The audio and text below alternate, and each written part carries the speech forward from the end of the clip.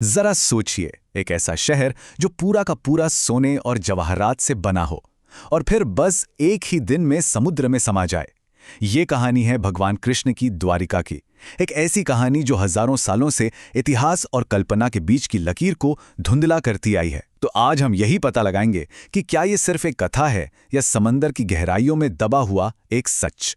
तो ग्रंथों में जो जिक्र मिलता है ना, उसके हिसाब से द्वारका कोई ऐसा वैसा शहर नहीं था। अरे ये तो एक अलग ही दुनिया थी। सोचिए, दीवारें सोने की, फर्श चांदी के, और महल वो तो हीरों और कीमती पत्थरों से जड़े हुए थे। मतलब इतनी शानो शौकत कि आज के बड़े बड़े शहर भी उसके आगे फीके पड़ जाएं। और बात यहीं खत्म नहीं होती। भागवत पुराण कहता है कि इस शहर में 9 लाख से भी ज्यादा महल थे। 9 लाख, जी हां, आपने सही सुना। ये नंबर ही अपने आप में बताता है कि हम किस लेवल की भव्यता की बात कर रहे हैं। मतलब यकीन करना भी मुश्किल है ना। इतना आलीशान शहर, और फिर अचानक बस देखते ही देखते पूरा का पूरा समंदर में डूब गया। और बस यहीं से वो सबसे बड़ा सवाल खड़ा होता है जो आज भी पूछा जाता है। क्या ये सब सच था? क्या सच में पानी के नीचे एक पूरा शहर दबा हुआ है? चलिए आज इसी रहस्य की तह तक चलते हैं। तो शुरुआत करते हैं कहानी से। सबसे पहले ये समझते हैं कि आखिर ये कथा है क्या, इसके बनने और फिर इसके मिट जाने की वो कहानी जो हजारों साल पुरानी है। कहानी की शुरुआत होती है तब जब भगवान कृष्ण अपनी प्रजा के लिए एक नई जगह तलाश रहे थे। उन्होंने समुद्र देव यानी वरुण से जमीन मांगी, और जानते हैं क्या हुआ? वरुण देव ने समुद्र के बीच से ही उन्हें करीब 150 स्क्वायर किलोमीटर की जमीन दे दी। फिर इस जमीन पर देवताओं के आर्किटेक्ट भगवान विश्वकर्मा ने एक ऐसा शहर बनाया जो देखने लायक था। इसके कई बड़े बड़े गेट्स थे और इसीलिए इसका नाम पड़ा द्वारका, मतलब द्वारों का शहर। और सुनिए, द्वारका सिर्फ खूबसूरत ही नहीं था, बल्कि अपने जमाने से कहीं आगे था। सोचिए, सोने की दीवारें, सीधी सपाट सड़कें जो पोर्ट तक जाती थीं, व्यापार के लिए अलग से डॉक्स बने हुए थे, और सबसे कमाल की बात, शहर में एक एडवांस्ड इरिगेशन सिस्टम था। उस जमाने में यह सोचना भी मुश्किल था। यह दिखाता है कि वहां का समाज कितना विकसित था। लेकिन कहते हैं ना, हर चीज का एक अंत होता है। द्वारका के विनाश की कहानी 2 श्रापों से शुरू होती है। पहला श्राप महाभारत के युद्ध के ठीक बाद गांधारी ने भगवान कृष्ण को दिया। उन्होंने कहा कि जैसे उनके कुल का नाश हुआ, वैसे ही यदुवंश भी खत्म हो जाएगा। और दूसरा श्राप ऋषियों ने कृष्ण के बेटे साम को दिया था, और यही श्राप आगे चलकर यादव वंश के खात्मे की वजह बना। तो हुआ ये कि इन श्रापों का असर दिखने लगा। यदुवंश के लोगों ने समंदर किनारे एक त्योहार मनाया।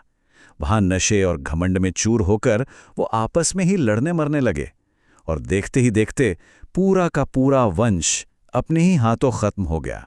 और बस इस तबाही के बाद जैसे ही भगवान कृष्ण ने अपनी देह छोड़ी, पूरी की पूरी द्वारका नगरी समंदर की लहरों में समा गई। एक शानदार युग का अंत हो गया, और वो महान शहर बस किताबों के पन्नों में एक याद बनकर रह गया। अब सदियों तक तो लोग यही मानते रहे कि द्वारका बस एक कहानी है, एक कल्पना। लेकिन फिर आई 20वीं सदी, और कुछ ऐसे सबूत मिलने शुरू हुए जिन्होंने इस कहानी को एक असली आर्कियोलॉजिकल मिशन में बदल दिया। शुरुआत हुई 1930s के आसपास, जब वहां के मछुआरों ने कहना शुरू किया कि उन्हें समंदर के नीचे कुछ अजीब पत्थर और स्ट्रक्चर दिखते हैं। फिर कुछ पायलट्स ने भी रिपोर्ट किया कि उन्हें पानी के नीचे सीधी सीधी लाइनें दिखाई देती हैं। और फिर 70s में तो एक 6ठी सदी की कॉपर प्लेट मिली, जिस पर साफ लिखा था कि इसी जगह पर भगवान कृष्ण रहा करते थे। अब मामला गंभीर हो रहा था। बस इन्हीं सुरागों ने एक ऐसी खोज को जन्म दिया जो दशकों तक चलने वाली थी। 1963 में जमीन पर पहली खुदाई हुई।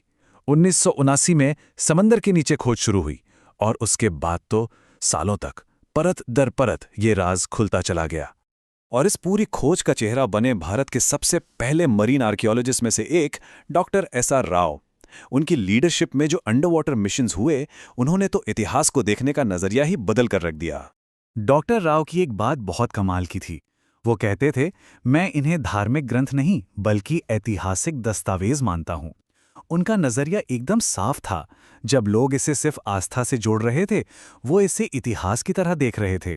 उनका मानना था कि अगर रोम और एथेंस की खुदाई हो सकती है, तो भाई द्वारका की क्यों नहीं। पर यह सब करना बिल्कुल आसान नहीं था। सोचिए, उस जमाने में भारत में मरीन आर्कियोलॉजी के लिए ना तो पैसा था, ना कोई खास टेक्नोलॉजी। बाकी साइंटिस्ट भी शक की नज़र से देखते थे। हालत ये थी कि डॉक्टर राव को अपनी सैलरी से टीम के लिए खाना खरीदना पड़ता था, लेकिन वो डटे रहे, उन्होंने हार नहीं मानी। और फिर 1983 से 1992 के बीच उनकी मेहनत रंग लाई। 12 मिशंस में उनकी टीम ने ऐसे सबूत खोजे जिन्हें कोई नकार नहीं सकता था। उन्हें पानी के नीचे कोई टूटे फूटे पत्थर नहीं मिले, बल्कि 30 मीटर की गहराई में आधे किलोमीटर से भी ज्यादा लंबी एक दीवार मिली। पुराने लंगर मिले। हर चीज एक ही तरफ इशारा कर रही थी। ये कोई कुदरती बनावट नहीं, बल्कि इंसानों का बनाया हुआ एक प्रॉपर पोर्ट था।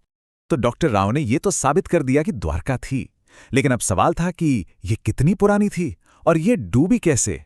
इन सवालों का जवाब मिलने वाले थे 21वीं सदी की टेक्नोलॉजी से। साल 2001 में NIOT और ASI ने मिलकर एक बहुत बड़ा सर्वे किया। इस बार इस्तेमाल हुई एडवांस सोनार टेक्नोलॉजी। ये क्या करती है? ये साउंड वेव्स भेजकर समंदर की जमीन का एक पूरा डिजिटल मैप बना देती है। और जो मैप सामने आया वो हैरान करने वाला था। उसमें एक शहर की नींव साफ दिख रही थी, ड्रेनेज सिस्टम दिख रहा था और बड़े बड़े पत्थर के ब्लॉक्स सब एक ज्योमेट्रिकल पैटर्न में लगे हुए थे। अब बारी थी सबसे बड़े सवाल की, ये कितना पुराना है। इसके लिए की गई कार्बन डेटिंग, और जब रिजल्ट्स आए तो सबके होश उड़ गए। वहां मिली कुछ चीजें करीब 9000 साल पुरानी थी। 9000 साल! इसका मतलब समझने की कोशिश कीजिए, ये हड़प्पा सभ्यता से भी हजारों साल पहले की बात है। इसने तो भारत के शहरी इतिहास को ही बदल कर रख दिया। तो सवाल फिर वही, द्वारका डूबी कैसे? अच्छा देखिए, पौराणिक कहानी कहती है कि यह श्राप की वजह से हुआ। और साइंस क्या कहता है? साइंस इशारा करता है सी लेवल राइज की तरफ। रिसर्च बताती है कि करीब 5 से 7 हजार साल पहले समंदर का लेवल अचानक बहुत तेजी से बढ़ा था। हो सकता है कोई सुनामी या कोई बहुत बड़ी समुद्री हलचल हुई हो। और मजे की बात देखिए, कहानी हो या साइंस, दोनों ही एक अचानक और बहुत बड़ी तबाही की तरफ इशारा कर रहे हैं। तो द्वारका की ये जो खोज है ना, ये सिर्फ कुछ पुरानी चीजें ढूंढ निकालना नहीं है।